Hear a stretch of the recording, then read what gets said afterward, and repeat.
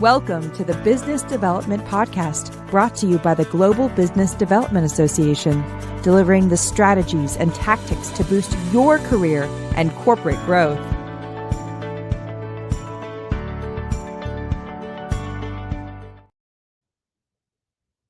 Welcome, everyone, to the Global Business Development Association's podcast called What is Business Development? And today we have a great guest that I'm really excited to introduce. We have Dr. Ernesto Chanona with us. And he is a business development strategist specializing in optimizing B2B growth operations, alliance management, and client acquisition. As CEO of American Business Development Corporation, he helps companies streamline their business development processes, integrate CRM and marketing strategies, and secure high-value partnerships. With experience in international trade, strategic alliances, and commercialization, Ernesto has held leadership roles in business development, government affairs, including at CSSI Life Sciences and the Maryland Department of Commerce. He was appointed by the governor of Maryland as chairman of the Commission on Hispanic Affairs and serves as an adjunct professor at Johns Hopkins University. Now, let me tell you a little bit more about his corporation, American Business Development Corporation. They help B2B service providers build scalable, high-impact business development operations. They specialize in structuring BD strategies, aligning marketing and outreach efforts, and securing key partnerships to drive growth. Whether through a customized business development plan, implementing BD processes, or serving as an outsourced BD team, ABD ensures companies have the tools, strategy, and execution needed to expand their client pipeline and increase revenue. And if you're not in the United States, companies seeking to expand into the US market, well, then ABD provides outsourced BD solutions for you, acting as a dedicated US-based BD team. They represent companies at key industry conferences, execute outreach on partnerships, opportunities, conduct meetings, and manage post-conference follow-ups, ensuring that warm, engaged leads are seamlessly transferred to the client's internal team. This eliminates costly international travel while maximizing business development opportunities. Dr. Chanona, welcome to the show. Tony, thank you so much for having me. It's a pleasure to be here. Yeah, this is great. I like the fact that this will be our first episode talking about really international business development and business development from the perspective of a company that is outside another company, and what are, those types of functions that you need to do when you establish that presence. And it can be really expensive. It can be really daunting for some companies to do that if they plan to do everything themselves. And oftentimes what makes sense is a BD team that has that local cultural understanding, the business relationships already built, and it's an easy entry methodology into new geographic markets. So I'm really excited to have you on the show. And, I'd love to hear how you managed to get into business development. That's an interesting story, Tony. I started out my career as a scientist. I'm a pharmacologist by training. Did my undergraduate degree at Johns Hopkins, followed by my PhD at the University of North Carolina at Chapel Hill. And at some point in my career, while I was working at the National Cancer Institute, I realized that, I much rather prefer to have a person-facing role more than perhaps a cell and culture or a lab rat facing role. And so I started networking for my next job through the trade organization here in Maryland called the Maryland Technology Council. And that's where I met the gentleman that was at the time running the Office of Life Sciences at the Maryland Department of Commerce. And I thought that he would be a fabulous resource to better understand what the job market was like in Baltimore, in the private sector. And his answer to that was that he was hiring at the Maryland Department of Commerce. Not a lot of scientists know what the Department of Commerce does. And that was one of those. But I did my homework, and I started learning a little bit more about the role of the agency in expanding, helping companies expand their market, as well as helping companies export to foreign markets, and foreign companies land in the U.S. By way of Maryland. And so after a few interviews, I landed a job, and I had a beautiful office in the 15th story of the World Trade Center here in Baltimore, facing the water, right in the Inner Harbor. And that's where I began my journey as a business developer. Wow, that's great. I always love hearing everybody's story on how they enter business development. You came in through the science as a practitioner, a scientist. And I think that's interesting. Actually, I had some internships when I early on in my career in science and scientific labs. I learned early on I love science, but science doesn't love me. So I was going to have to choose a different career path. So it's great that oftentimes business developers kind of come to this self-realization that um, I like to engage in a different manner. I like something that is more customer facing, and they like the challenge. They like the new relationships. It's not for everybody. It's not for everybody, that's for sure. And you don't have to necessarily be an extrovert. You can be an introvert like me, and you just really love the additional challenge and meeting new people and learning new things. So it's great to see that, especially from an academics standpoint. It's interesting. There are a fair number of academics that are business developers as well. So it's interesting to see the fusion of those professions. So now let's talk a little bit about American Business Development Corporation, ABD. Tell me a little bit about that origin story.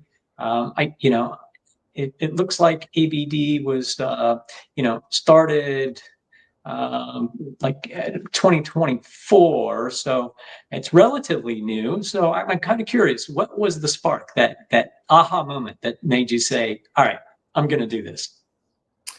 Well, part of that was you hit the nail on the head there with your assessment of business developers, and I just stumbled into the role, and so the genesis really began after I had spent 4 years in the private sector at CSSI Life Sciences, the regulatory consultancy, where I grew their entire business development operation.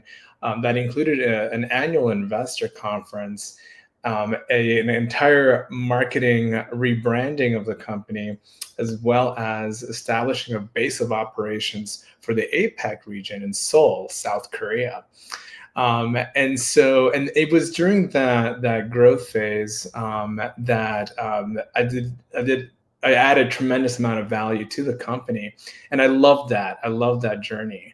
And the life sciences industry has faced a number of challenges over the last actually 2.5 years, primarily in the private capital funding space, and the lack thereof. And so what I witnessed were a lot of technical service providers, like the regulatory consultancy that I was at, struggle in finding clients.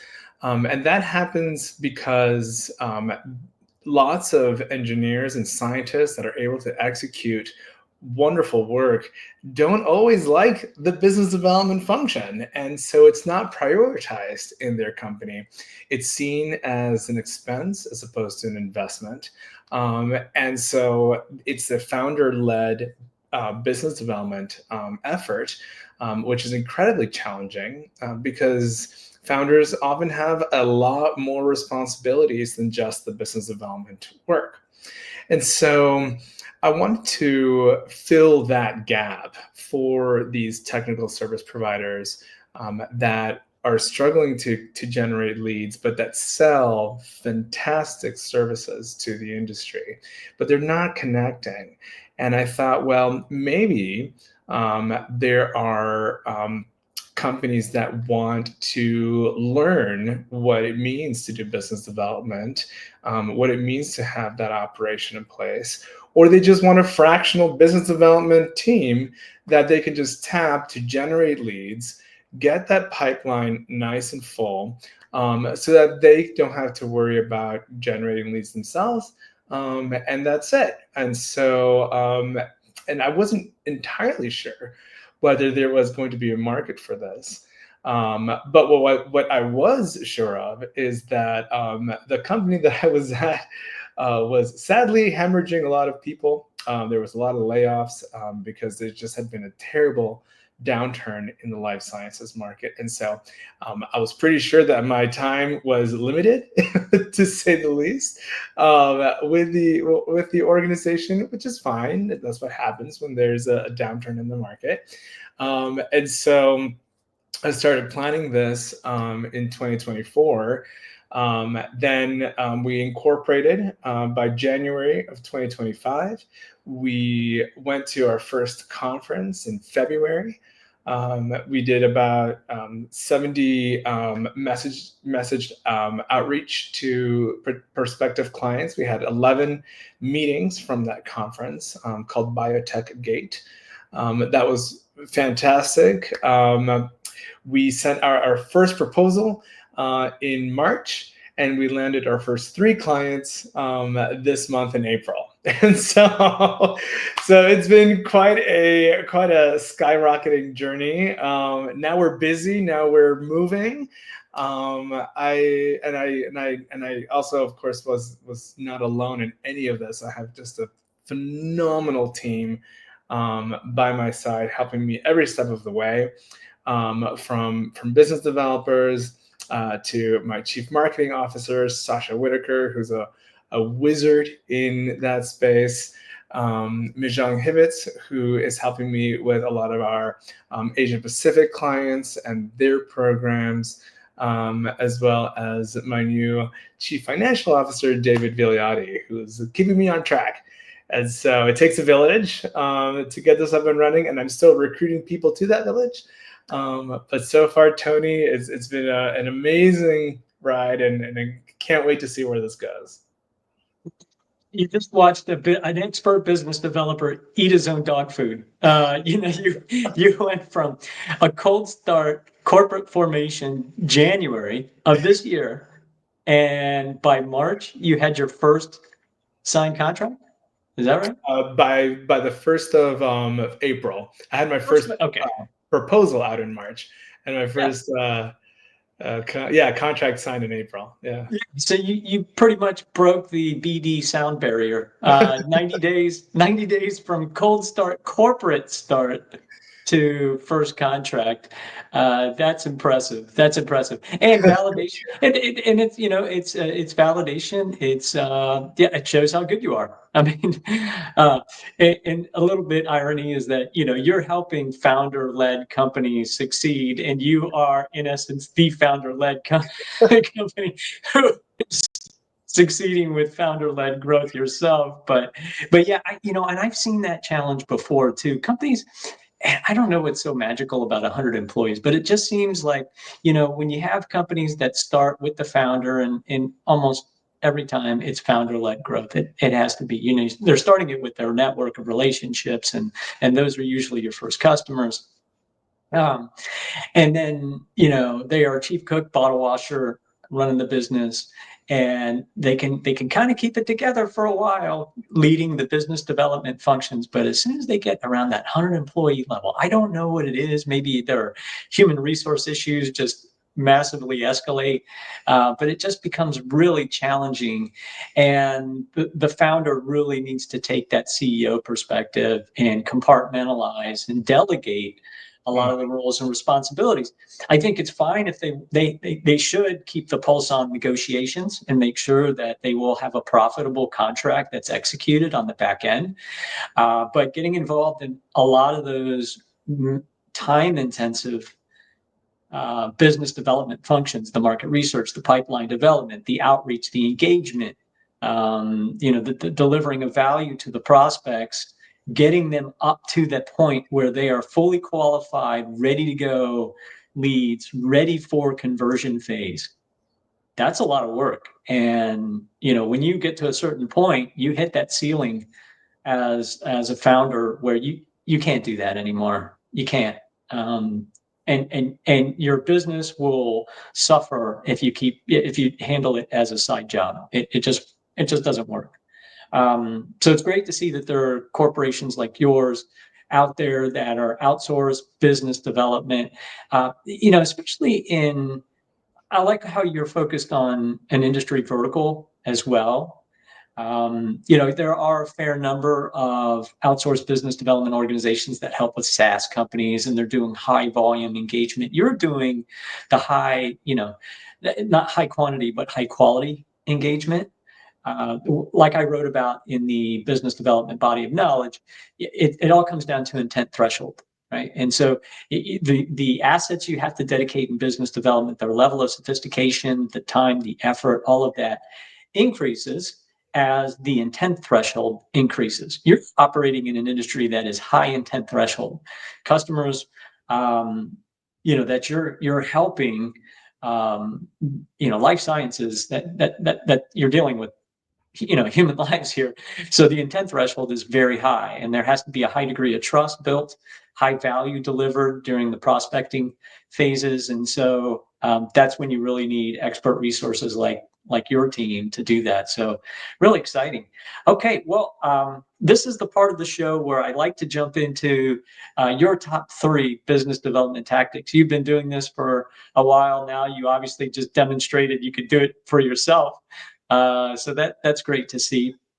But yeah, let's jump into your top 3 BD tactics. What's tactic number 1 for you? Well, I would say tactic number 1, hands down, is the alignment of marketing and the messaging of marketing with business development objectives.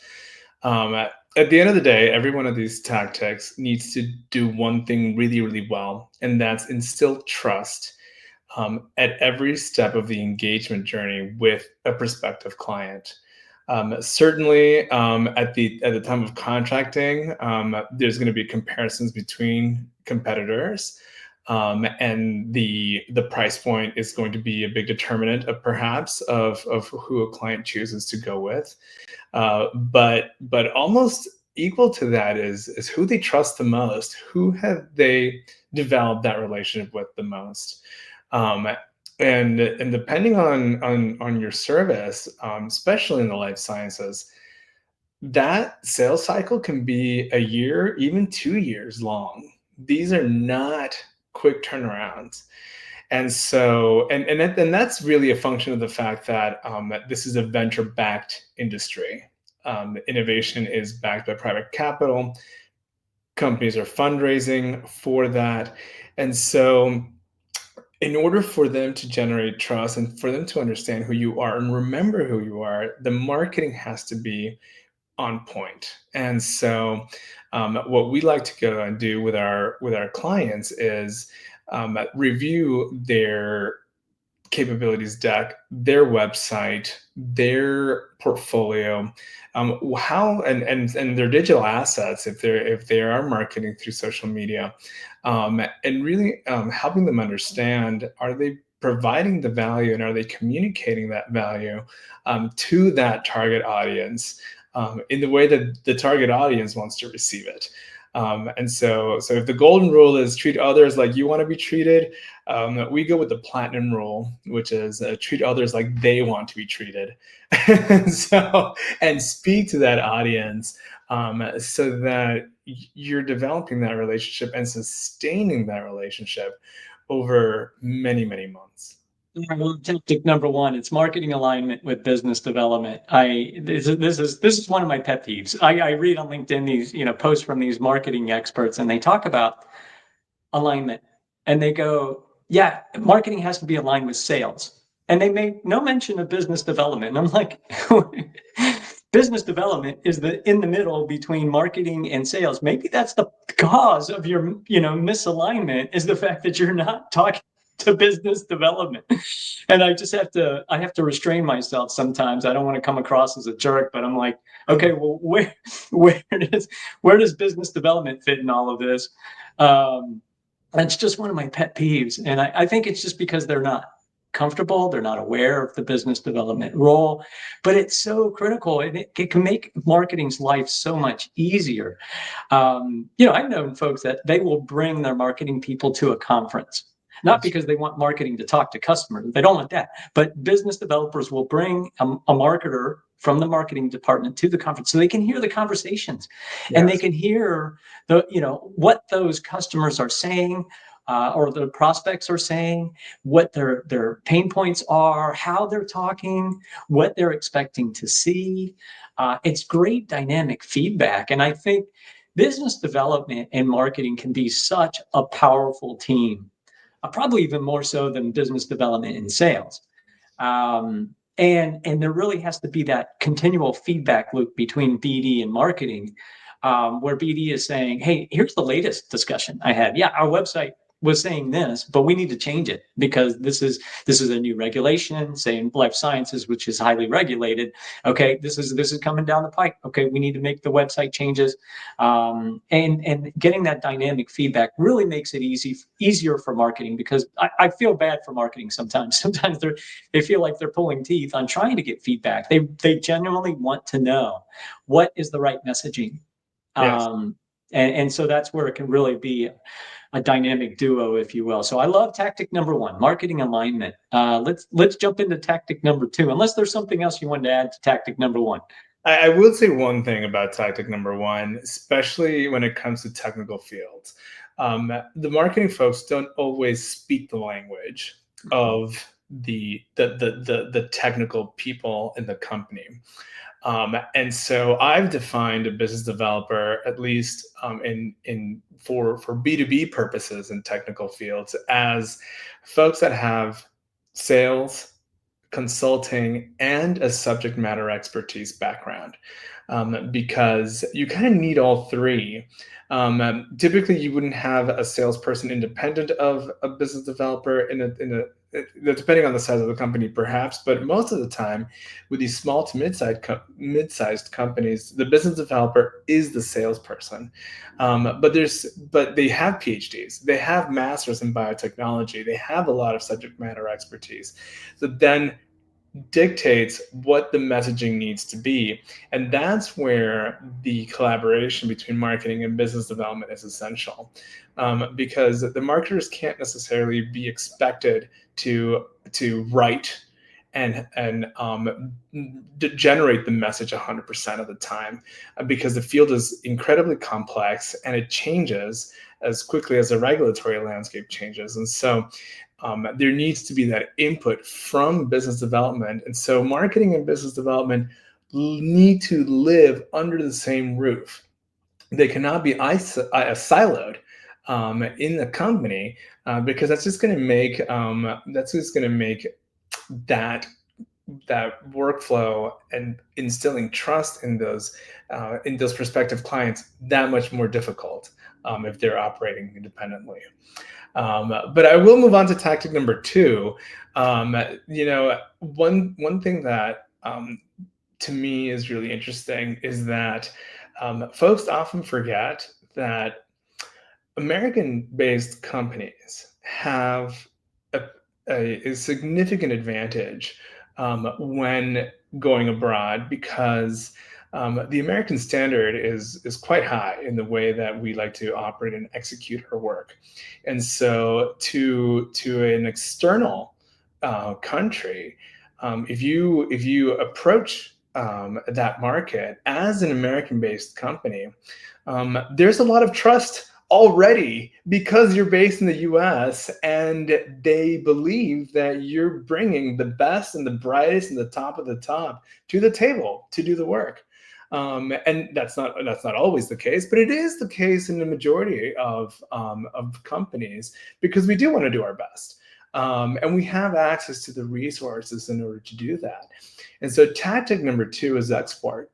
And so when I joined the regulatory consulting firm that I was with, one of our first meetings was with the Embassy of New Zealand in Washington, D.C.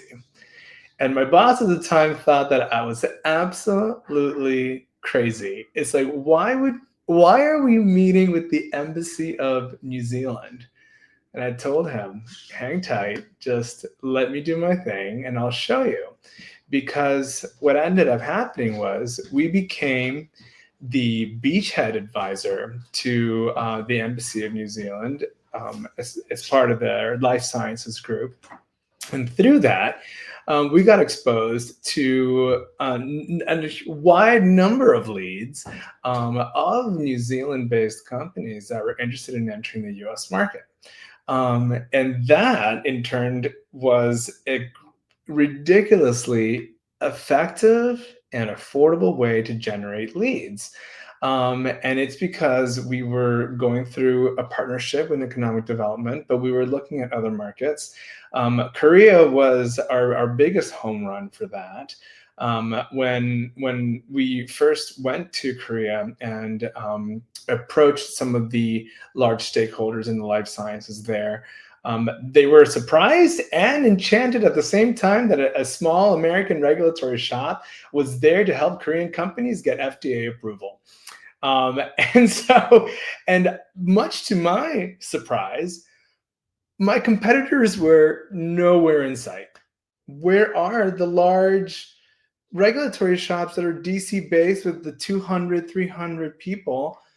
Nowhere. We were the one American regulatory shop in Seoul competing with domestic regulatory shops that, while they do excellent work for the Korean FDA, they weren't the most popular for the US FDA, needless to say. And we were immediately a trusted partner, given that we were an American shop doing American US FDA regulatory approval, and we were the only shop there.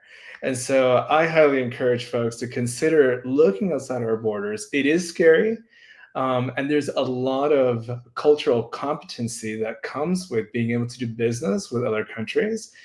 Because in terms of this second approach, not everyone does business like we do in the United States. And so bridging the cultural gap is by far step number one before and trying to engage a prospective client and starting the business development process with them.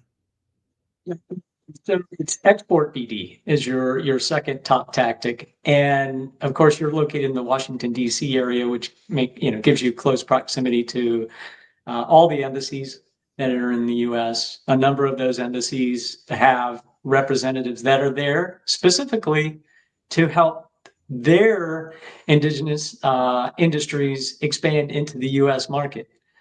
That's their role.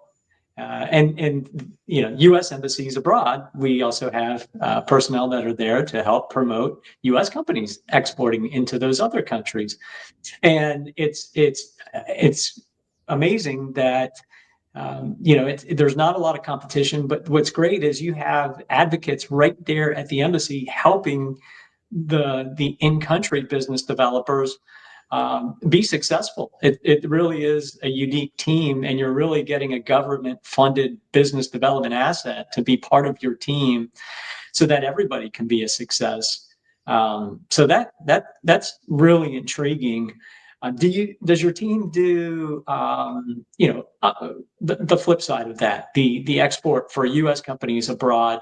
There are at those embassies as well. They want to promote export of U.S. To their countries as well, U.S. products to their countries. And of course, this is a very prominent issue right now around the world with regulatory changes as it comes to export import. And so the everything's shifting very fast, and that's where I think it's even where there is risk and where there is turmoil, there is great opportunity, right? Absolutely. And it is a two-way street. We certainly help domestic companies, much like I helped that regulatory shop enter the Korean market. It just so happened that the function of that company was to help the Korean companies enter the US market. But outside of the regulatory function, we work with clients from all over the world that are interested in expanding their footprint here in the US.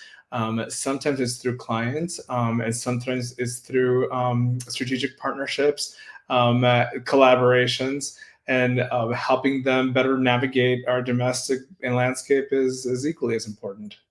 Yeah, great. Okay, let's roll right into tactic number 3.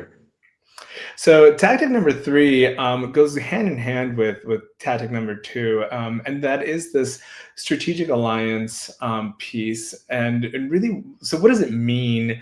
Alliance management, I think, is a term that's newer and that's exciting. Now, there's like a trade association for alliance management, and there's all sorts of certifications you can get. I think at the heart of it, especially when it comes to business, is how do we work with an organization, a similar organization that provides value to the same clients, perhaps not a direct competitor, perhaps a service that is adjacent to ours, but that we can strike kind of like a relationship with, where we have beyond just mutual referral agreements, but really mutual referral agreements that actually produce referrals. And how do we do that? And that's really through programming with those strategic alliances. And so whether it's setting up your own conference, setting up a boot camp, setting up a webinar, what is that value creation amongst these partners that can then turn to generating leads by creating value in that community? And strategic alliances can help enter a different market, because while I'm based in the Baltimore, Washington area, and I know a lot of people here, I have had the pleasure of developing really cool partnerships with shops out of Colorado, for instance. And so Fort Collins, Denver, Boulder, those are wonderful niches that I don't have access to, but I'm being shepherded into those markets through strategic alliances and programming, so that I may find clients in those markets in a way that's cost effective. Because as we all know, going to conferences, hotels, meals, outings, the registration fees, they could be astronomical. And if companies are not taking the time to really calculate not only the return on investment, but the cost per lead to every one of these conferences, I highly encourage them to do so, because by generating strategic alliances and programming, you might find that the cost per lead is a lot lower. And so my job as part of American Business Development now is to help my clients figure out who are the strategic partners, how do you manage those relationships, and then what are the appropriate programs that you can generate in order to start driving leads, and more importantly, brand awareness about your company in new markets. So that you start becoming a household name, even if you don't necessarily have a presence there. And that takes a lot of dedication, and it takes a lot of time to build trust with those external communities. It's not about spamming through email or through LinkedIn stalking, none of that. It's really about developing meaningful relationships with the stakeholders there, and taking it, one small geography at a time, and doing a really solid job in that space before moving on to the next one, so that you're increasing that value incrementally, and you're really generating trust, not only with prospective clients, but within that entire community that you're now targeting. I'm a big fan of community-led growth. The economies of scale are massive if you know how to do it right. Community development, partner development, these are all subspecialties of the business development profession, as I write about in the business development body of knowledge. Key skill sets that everybody that's in business development should have these capabilities. And the tremendous power in that is you have access to immediate trust.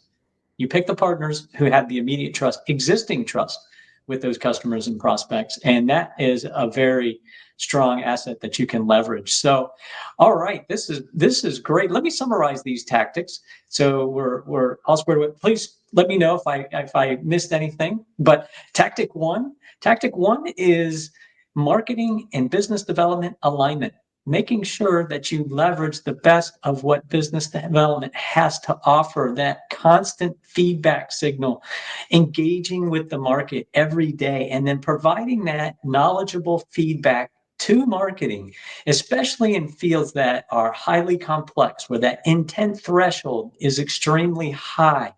That's where marketing really depends on that critical business development feedback. Tactic number 2 is export BD. Oftentimes, a lot of people don't think about how they can leverage existing resources in country that are business developers with existing trust already built within the community, whether it's prospects, whether it's customers, whether it's partners.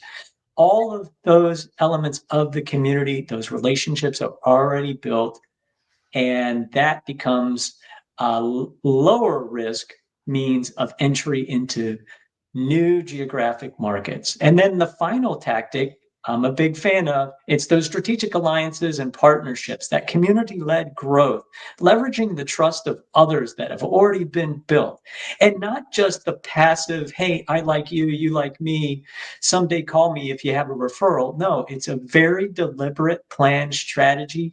We will go to market as a common team. We will engage in these events. This is the value we will deliver together to our community, and we will actively share leads. We will pursue those leads together. We will keep track of those, and we will have regular updates where we are keeping track of, okay, who did you talk to this week, last week? What did they say? Here's what I heard. And constantly working together as one go-to-market team. Very powerful capability. I've used it to great success in the past. So Dr. Ernesto Chanona, it's been such a great pleasure to talk to you. 3 very powerful tactics in business development that you shared with us today. How can folks get a hold of you, particularly if they are looking to get into the United States market and they want to have access to a great team like yours? 2 easy ways. 1, my email, of course, ernesto@americanbizdev.com. That's BIZDEV as in Victor.com. Or my WhatsApp, that's +1 919 316 8520. Feel free to drop me a text, give me a call, or drop me an email. I look forward to talking to you. Wow, that sounds great. That sounds great. We're so excited with the initial success you've achieved, and we can't wait to see more terrific growth for ABD and your customers. So, Dr. Chanona, thank you so much for joining us today. We look forward to having you again sometime soon. Tony, thank you so much for having me here today. It's been so much fun to talk to you. And yes, I look forward to our next conversation indeed. Have a wonderful rest of your day. Thank you very much. Thank you. You too. Thank you for listening to the Business Development Podcast. Join our free community of corporate partners and business development professionals advancing the art, science, and ethics of the business development profession at gbdassociation.org.